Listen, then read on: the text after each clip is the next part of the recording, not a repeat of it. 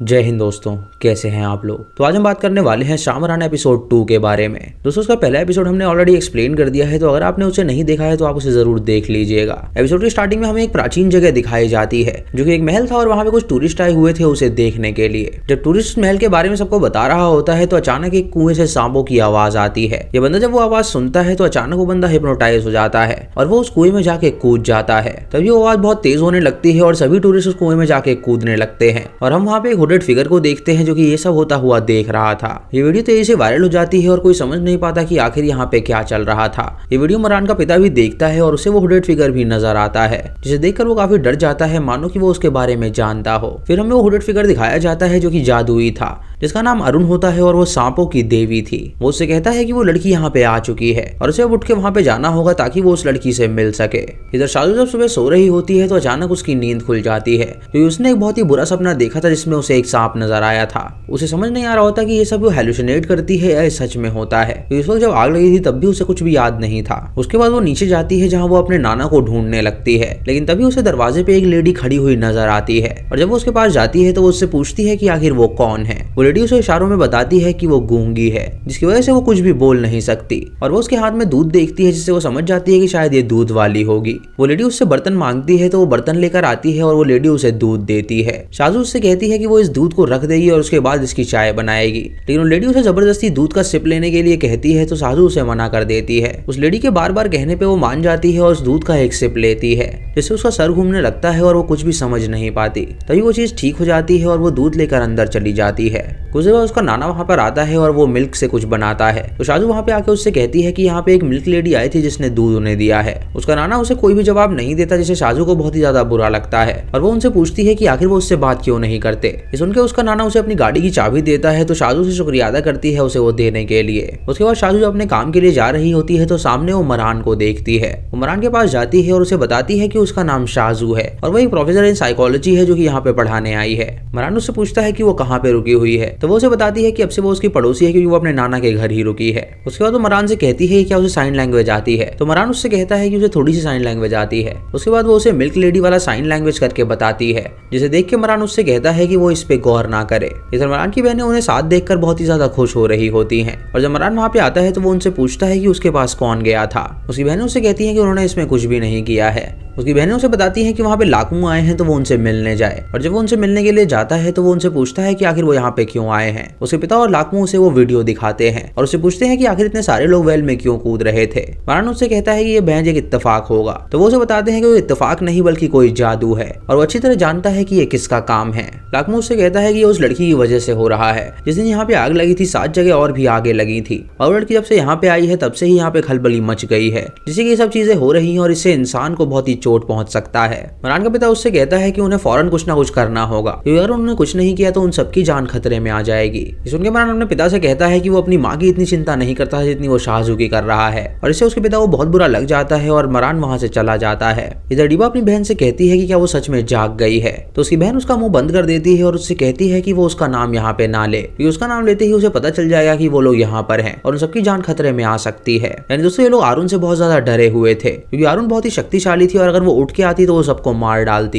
इधर शाजू जब उस कॉलेज में पहुंचती है तो वो उस टीचर से मिलती है और वो उससे पूछती है कि क्या यहाँ पे कोई आग लगी थी, तो टीचर उसे बताती है कि इस शहर में कहीं पे भी आग नहीं लगी थी और इसके बारे में उसने खबर में भी कहीं नहीं सुना है। उसके बाद वो उसे जिहान नाम के एक लड़के के पास ले जाती है क्योंकि वो दोनों साथ में ही उस प्रोजेक्ट पे काम करने वाले थे। उन दोनों को इंट्रोड्यूस करवाती है और जिहान जब शाजू को देखता है तो उसे वो काफी ज्यादा पसंद आती है। उस प्रोफेसर के जाने के बाद वो शाजू से कहता है कि वो बहुत ज्यादा सुंदर है और उसके लिए वो फ्री में गाना गा सकता है। तो शाजू उससे कहती है कि वो आंखें बंद करे, वो भी उसको गाना सुनाएगी। जब जिहान आंखें बंद करता है तो शाजू वहां से भाग जाती है और ये देख के जिहान उसका पीछा करता है और उससे कहता है कि वो बहुत चालाक लड़की है। जब वो जिहान के साथ चल रही होती है तो नोटिस करती है कि सभी बच्चे अपने फोन में कुछ देख रहे हैं। ये देख के वो वॉशरूम में जाती है और अपने फोन में उस वीडियो को देखने लगती है जहाँ पे वो कुएं में कूदने वाली वीडियो को देखती है और इसे देखकर वो हैरान हो जाती है। तभी उसे याद आता है किसी ने उसे वो नेकलेस दिया था और उसे पहनते ही वहाँ पे आग लग गई थी, मानो कि उसके अंदर कुछ शक्तियां हो। इधर उसका नाना अपने घर के बाहर उस सीड को प्लांट कर देता है और जब उसका नौकर उससे पूछता है कि आखिर वो ये क्यों कर रहा है तो वो उसे बताता है कि उसकी बेटी की आखिरी निशानी है। उसके बाद वो मरान को अपने पास बुलाता है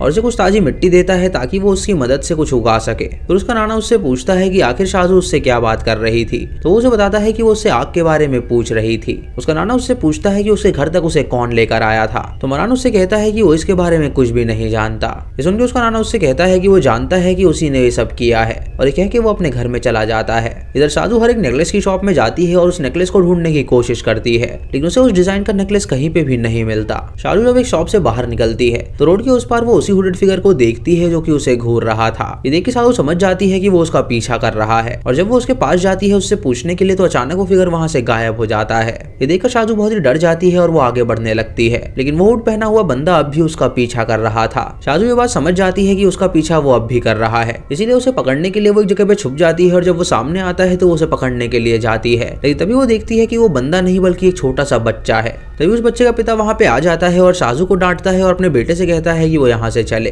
जिसकी वजह से वहां मौजूद सभी लोग शाजू को घूरने लगते हैं। शाजू फिर टैक्सी के पास जाती है तो टैक्सी भी वहां से चली जाती है, जिसकी वजह से उसे उस शहर के लोगों का बर्ताव पसंद नहीं आता और वो पैदल ही अपने घर जाने के लिए निकल जाती है। जब रास्ते से जा रही होती है तो मरान भी वहीं से गुजर रहा था, और उसे देखकर वो गाड़ी रोकता है और उससे कहता है कि अगर वो चाहे तो वो उसे लिफ्ट दे सकता है। सुनकर शाजू उससे कहती है कि वो उसकी गाड़ी में नहीं बैठना चाहती, और मरान जब आगे बढ़ने के लिए जाता है तो अचानक उसकी गाड़ी का टायर पंक्चर हो जाता है। ये देखकर उसे बहुत ही गुस्सा आता है और बाहर निकल के टायर को बदलने लगता है, और शाजू वहाँ पे आके उससे कहती है कि उसके साथ बहुत बुरा हुआ तो वो इंतजार करेगी उसका गाड़ी ठीक होने का। शाजू उसे बताती है कि पता नहीं यहाँ के लोग उसे घूर क्यों रहे हैं। एक आदमी ने उसे ऐसे घूरा जैसे कि वो उसकी दुश्मन हो, और उससे बस इतनी गलती हुई थी कि उसने उसके बच्चे को छू दिया था।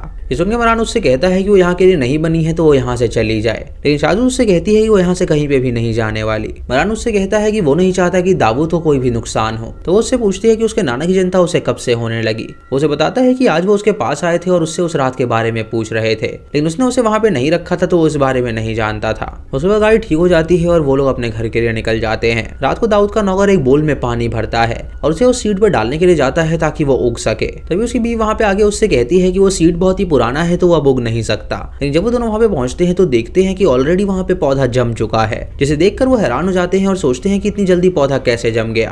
रात को जब वो डिनर कर रहे होते हैं तो वो अपनी मालिक से कहता है कि वो पौधा इतनी जल्दी कैसे ग्रो हो गया। उसका मालिक उससे कहता है कि वो इस बारे में बात ना करे। शाजू सुनकर उससे पूछती है कि वो किस पौधे के बारे में बात कर रहा है, तो वो उसे बताता है कि वो उस पौधे के बारे में बात कर रहा है जिसका सीड वो लेकर आई थी। ये सुनकर उसे अपनी माँ की याद आ जाती है और वो नदी किनारे जाती है और अपनी माँ को याद करती है। तभी वहाँ पे अचानक पीछे से मरान आता है जो कि निवस्त्र होकर पानी में कूद जाता है और वहाँ पे नहाने लगता है, और शाजू उसे ये सब करता हुआ देख रही थी। तभी मरान शाजू को घूरता है और उसे देखकर वो वहाँ से चला जाता है, और शाजू अपनी सिगरेट स्मोक करती है जिसके अंदर उसने ड्रग्स डाले हुए थे। उसके बाद शाजू अपने कमरे में जाती है और वहाँ पे दवाई खाने की कोशिश करती है, लेकिन वो दवाई को नहीं खाती और डिसाइड करती है कि वो बिना खाए ही सो जाएगी। इधर डीवा उसे खिड़की से देख रही होती है और मरान से कहती है कि वो बहुत ज्यादा उदास है, तो मरान उससे कहता है कि आज उसने नदी पे उसे देखा था और वो बहुत ही ज्यादा रो रही थी, मानो कि वो अपनी माँ को याद कर रही हो। ये सुनकर डीवा उससे कहती है कि उससे बढ़िया दर्द उसका कौन जानता होगा, क्योंकि उसकी माँ भी नहीं है। ये सुनकर मरान शाजू के पास जाता है उसे सहारा देने के लिए। शाजू जब उसे देखती है तो वो उससे पूछती है कि आखिर वो यहाँ पे क्यों आया है,